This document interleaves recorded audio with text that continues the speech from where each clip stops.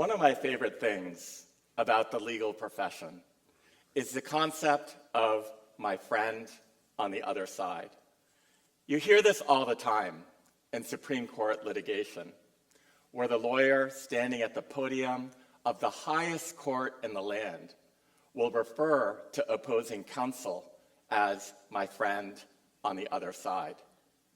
Remember that billions of dollars or fundamental rights could be at stake.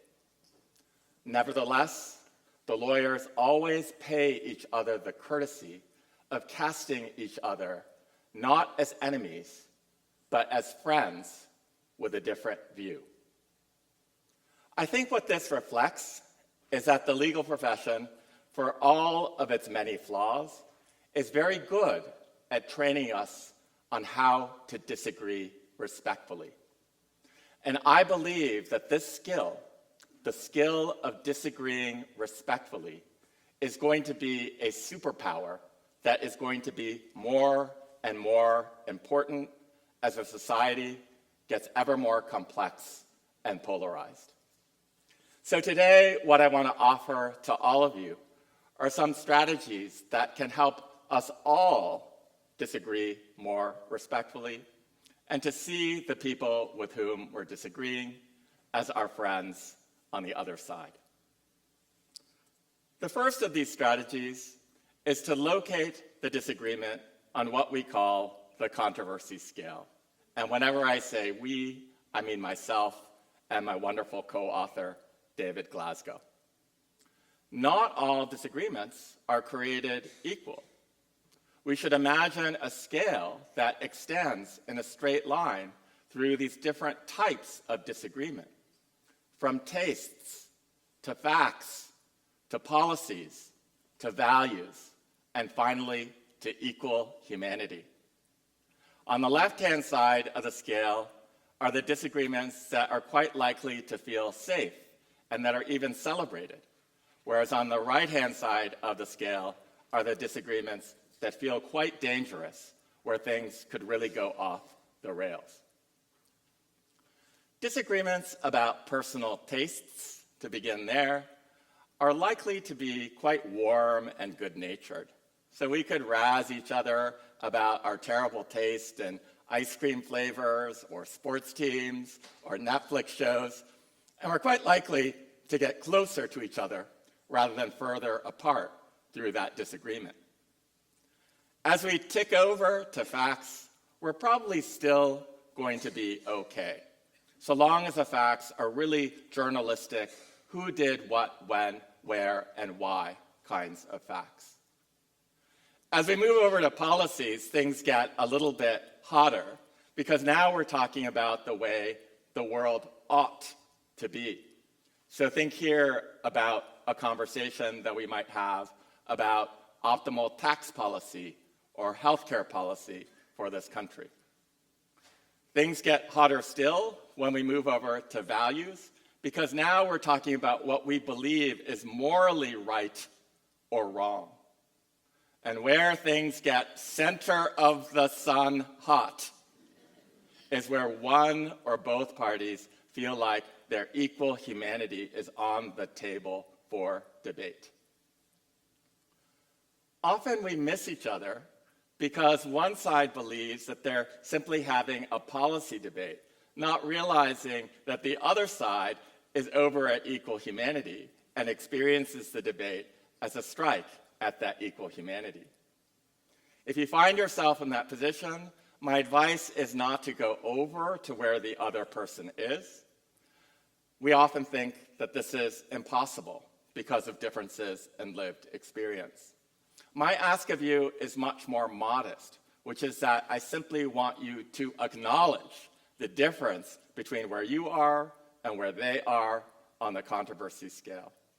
And I believe that this simple acknowledgement can be transformative. Let me give you an example. Before 2015, when the Supreme Court legalized same-sex marriage, I trotted around the country participating in debates where I argued in favor of same-sex marriage.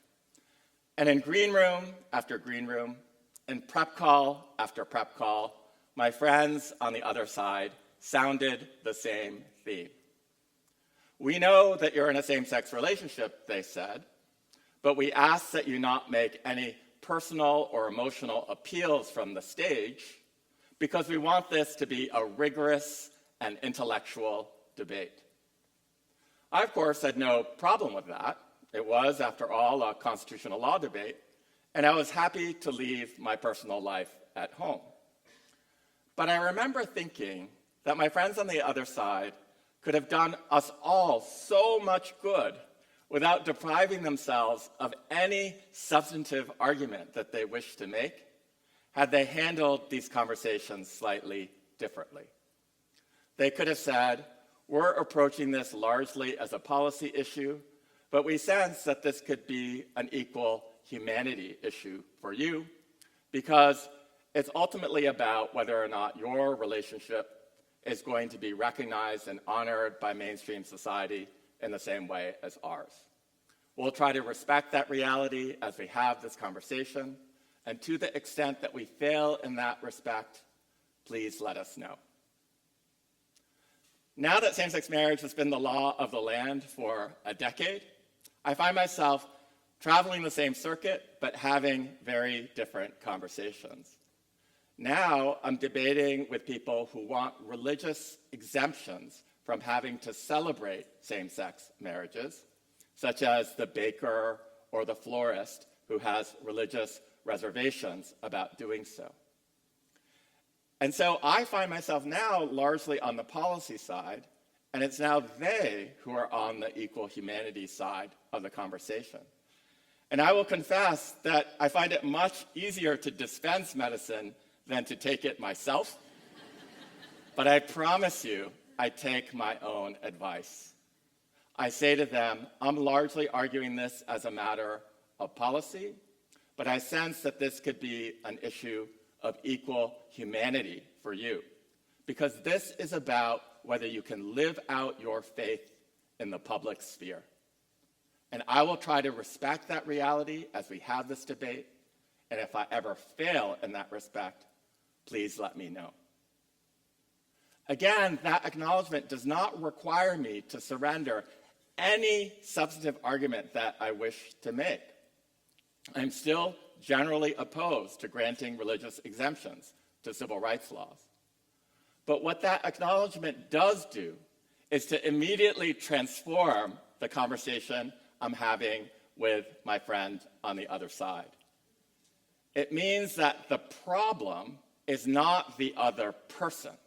The problem is now the challenging social issue that we're working through together.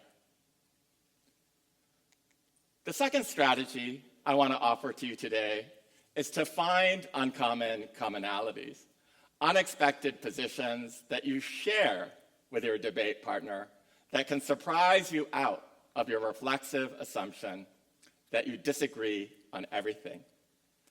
And here I want to invoke the epic handshake meme. So this meme comes from a scene between Arnold Schwarzenegger and Carl Weathers in the wonderful movie Predator. And what it represents is these two burly arms that are clasped against each other as a symbol of both conflict and unity. The handshake represents conflict in the sense that it very quickly devolves into an arm wrestling match, but it represents unity in the sense that the two men are, at least at this point in the movie, allies. In the epic handshake meme, the elbows of each one of those arms has a word underneath it, and those two words don't seem to have anything to do with each other. But the brilliance of the meme is that the point at which the hands clasp each other has a banner above it that surprises and delights us by illuminating some hidden commonality that those two words have. So, for example, you might have cats under one elbow and dogs under the other elbow, but the banner above the two hands could read something like, they can both make their owners pick up their poop. There's a serious aspect to the epic handshake meme which is that when we disagree with someone, it tends to be all that we can see. So it's extraordinarily useful to bring back shared assumptions or experiences to surprise both of us out of the assumption that we disagree on everything. As the philosopher Daniel Dennett notes, it's particularly useful if the commonalities are not matters of general or widespread agreement. In other words, what you're really going for is the uncommon commonality between you and your conversation partner. To go back to the same-sex marriage example, I used to use this strategy all the time when I was having these debates. I would get up on that stage and I would say, my party opposite and I, my friend on the other side and I, are going to have a debate now about the legalization of same-sex marriage. And you're going to hear a lot of disagreement between us. But before we get to that, I want to underscore a commonality, which is that we both deeply believe in the institution of marriage. We wouldn't be here if we didn't. And there are many people, both straight and gay, who believe that marriage has outlived its usefulness as an institution and would seek to abolish it. And if we were arguing against those people, we would be on the same side of the table. So the next time you're having an argument about gun control, it might be important at some point in the conversation to introduce the idea that we all believe that people should feel safe in their own homes.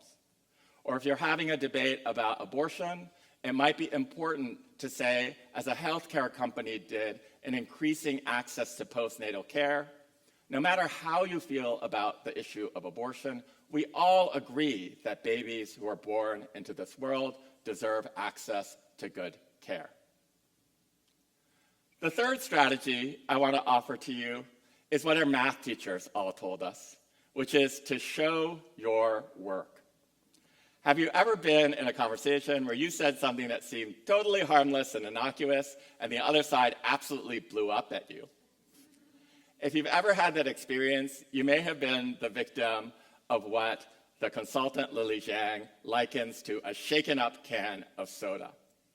What Zhang says is oftentimes people explode at you, not because they're mad at you, but because so many people who have preceded you have had the same conversation with them in a less thoughtful way. So all those other people have shaken up that can of soda, and you're just the unfortunate soul who was there when the can of soda exploded. So how do we quiet that can of soda? I think we do that by showing our work. So if you and I were having a disagreement about something that was really important to both of us, I might be able to lower the temperature on the debate by saying, here are the experiences that have led me to this particular position. Here's the research that I've done, the podcasts that I've listened to, the articles that I've read that have shaped my view. And here are the remaining doubts that I have about the subject. If I showed my work to you in that way, then you would really be having a conversation with me rather than with all of the people who preceded me. The fourth and final strategy I want to offer to you today is perhaps the most simple one, which is manage your expectations. I realize that that motto is not going to make its way onto an inspirational poster anytime soon, but I stand by it as a piece of sage advice. We tend to believe that when we're disagreeing with someone, the level of disagreement we can tolerate is the same regardless of our relationship to that person. But if you think about it, that's obviously not true. I myself would really struggle if I had a fundamental difference of opinion with my spouse or with my best friends. But I have and continue to supervise and to expand the careers of individuals who are students of mine, who have diametrically opposed views from my own. And I can do this because the teacher-student relationship is simply less intense than the friendship relationship or the marriage relationship. My favorite example of people managing their expectations is the Red Sox. After they won the World Series in 2018, they were honored by the White House.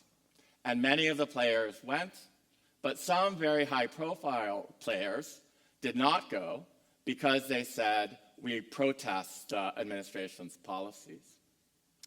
And once the press got wind of this, they swarmed all over the team and peppered them with questions about whether this very public disagreement affected their play on the field. And the players seemed somewhat surprised and said, no, of course not. I'm not going to refrain from throwing the ball to a teammate simply because we disagree on an issue of politics.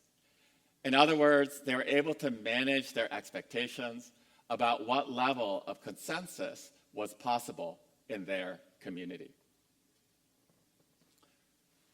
In a society as complex and as large as our own, radical differences of opinion are going to be inevitable.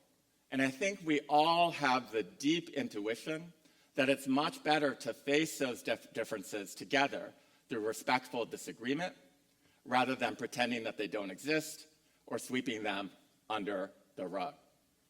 And I think what prevents us from living out that intuition is that most of us have never been taught any skills about how to respectfully disagree with one another. Hence these 4 strategies that I now want to briefly recap. First, locate the disagreement on the controversy spectrum. To you, it may be an issue of facts or policies, but to the other side, it might be an issue of equal humanity. Simply acknowledge that difference and see what happens. Second, find uncommon commonalities in order to jolt you and your conversation partner out of the default assumption that because you disagree on something, you must disagree on everything. Third, show your work to distinguish yourself from the less thoughtful conversations that the person may have had with others in the past. And finally, manage your expectations. Scale the intensity with which you care about agreement to the intensity of the relationship itself. I hope these strategies are helpful to you in helping you navigate this increasingly complex and polarized society that we now live in.